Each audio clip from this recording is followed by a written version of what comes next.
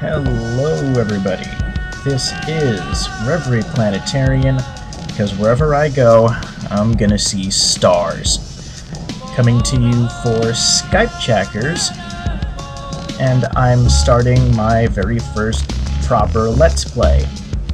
This is something I've been wanting to do for a while, and it's something I've actually had to redo because producing this, trying it the first time was kind of a nightmare. People were talking over each other, and when I tried to do my introduction to this game, my game died. It crashed when I tried doing it. And as you can see, it wasn't really through any fault of my own. The game isn't really chugging, even with that very nice water physics there.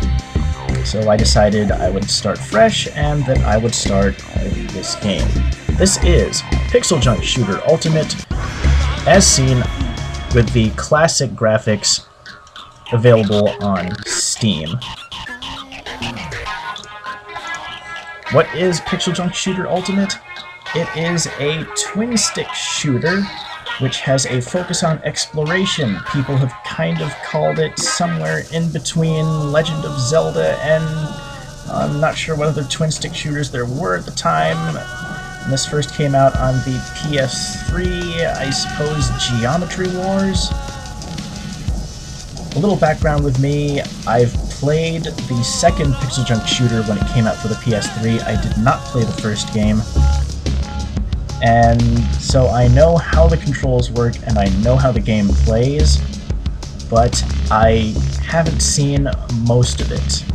So you could say I'm going in blind-ish, but just enough to where I would be surprised by the levels and maybe confused by them, because the first game, as this is a collection of both PixelJunk Shooters 1 and 2, does serve up quite a few puzzles. It serves up quite a bit of exploration, and that's why I think it might make for some interesting footage. As you can see with these previews of these levels here, you're going through lots of tight spaces, caves, corridors. At some point you do go into the belly of a big monster. So, why are you doing this? As the prologue will explain here. It is the future, and as mankind grows and goes into space, lots of big companies decide they're going to keep gathering resources for humanity. And one of these companies, going to a planet called Apoxus Prime, managed to lose everybody. So we've been called in with our big space whale fish ship thing to rectify this little situation.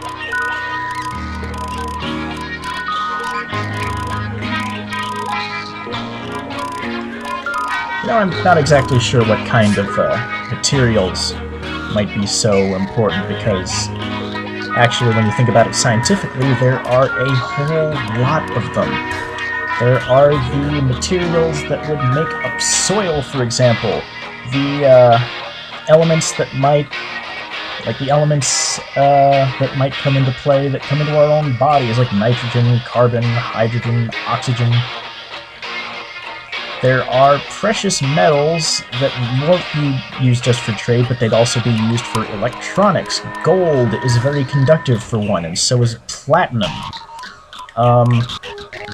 Yeah, there's all kinds of speculative fiction science that I could go into, but that's not exactly what I'm here to do right now. I'm here to do a very quick explanation of how PixelJunk Shooter is played, because I have played this level several times and trying to get the recording done. So, as I said, it is a twin-stick shooter, and that works by having one stick aim, like you're doing right now. I'll talk about that spin attack thing later, and having one stick strafe. As you can see, everything in this game has momentum, including your ship, including that very nicely modeled fluid there. And when you point both sticks in the same direction, you move faster. Your ship has two basic attacks. Tapping the fire button will cause little missiles to fly forward, and holding it down will cause a homing missile wave to push you back quite a bit, and fire. And as you can see, it also heats up your ship. There is no damage in this game. What happens instead is when you get hit, you heat up, and that heat goes all the way into the red zone, which you can't do by just firing missiles. You die. You can cool yourself off by being doused in water. And this spin does a lot of things. This spin can, say, be used to attack enemies. It can also be used to gather up little coins that you can see, like those little stars there that are counted up in the upper right-hand corner of the screen, and can be used to deflect bullets. And the other trigger that you have does this. It fires a grappling hook, which you can use to rescue these guys who are stranded all over each level. Once you gather everybody in every level, you can go through that door right there, that one down there that's currently locked, and when you reach the exit of the level, you've completed it. Also, you'll notice that I'm not really being trigger happy here because these guys can and will get killed by you flying around. See that little 5-man counter down there? That's how many you are allowed to accidentally kill. And you can also see there that the way this game is set up, they really wanted you to explore the game. So what they did, which I already did in this level, and yeah, I can't really take it back, is you have to find these gems, which are scattered throughout each level. And they'll be hidden in hidden rooms, they'll be hidden around enemies, they'll be hidden in destructible parts of the environment, because you can blow up parts of this environment worm style. This fluid thing is not its only trick. And collecting them over the course of each room and each level is how you access later levels. Sometimes you have to unlock them, other times you unlock them just by playing the game, and normally a boss encounter will involve having to collect a certain amount of these gems from each set of levels, so I'm just going to sprint through this. Well, not really sprint through this, because I still want to demonstrate some things, like that's using the spin to deflect. In PixelJunk Shooter 2, that spin could be turned into this dashing spin attack thing that you could use to, instead of just standing in place and spinning and moving slowly, what you could do in the PS3 version was you could spin this and you would hit the joystick buttons and it would send you dashing forward. So you could use this attack a lot more aggressively, but I guess in Ultimate they took that feature out or something, I'm not sure. I will have to see what happens when I reach the PixelJunk Shooter 2 levels, and see if that changes at all. I mean, maybe they're doing it kind of on a game-by-game basis, but they didn't split it between 1 and 2, so I am legitimately not sure what this means for how this game will be played.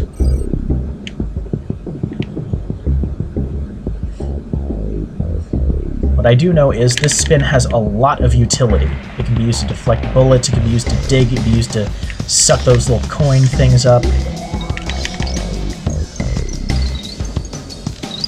And as you can see here, this exploration thing is it's a huge part of the game. It's one of the major parts of this game. Finding hidden rooms, just finding everything. It's a very completionist-friendly game. There's also a game with convection, because as you can see, I'm flying towards this very nicely modeled lava, and it's causing me to heat up, and I can douse myself using this convenient waterfall here. Bear in mind that this is the very first level of the game. You can expect this game to get much, much nastier from here on. I mean, you can expect it, especially with the second half, because PixelJunk Shooter 2 was very, very combat and very action-based, and you'll be able to see that in the hopefully near future when I get to those points. So I've pretty much said everything that needs to be said about how PixelJunk Shooter is played. Rescue the guys, enjoy the very, very nice fluid physics, don't kill, try not to kill any of them accidentally, explore for areas, look for gems to access later levels. That's pretty much the gist of it. There are also power-ups, like this fancy one I've got here, which would have been really nice later on with the, or like earlier with the lava right there. This is the fireproof suit. The fireproof suit is this sort of shield thing you see right now, which it eliminates the effects of heat on your ship. And that doesn't just mean the environment, that also means you. So when I fire like this, you'll notice there in the lower left-hand corner, I'm not heating up. Which would be very good for combat that right now isn't intense enough to justify. But oh look, lava! I can demonstrate the power of the fireproof suit. See? I am totally fine, and I really shouldn't touch that, and I really shouldn't be getting hit either, because if I do get hit while I've got a suit on, that suit goes away, and the fireproof suit is way too useful for me to let myself lose it at this point in the game. Or at this point in the stage, rather. Every time you get this suit, you want to hang on to it because it is very, very useful. So, just a general tip for when you're playing this, I suppose. And you can see I'm trying to test the range of using the super spin to pick up, I guess you can call them coins. I'll call them coins. It's far, but not that far. And now I can safely say that I've explained just about everything that this game can throw at you in a very general sense. Anything more unusual, I will try my very best to explain as I go along. And for now, I'm just going to zip right on to the finish of this level.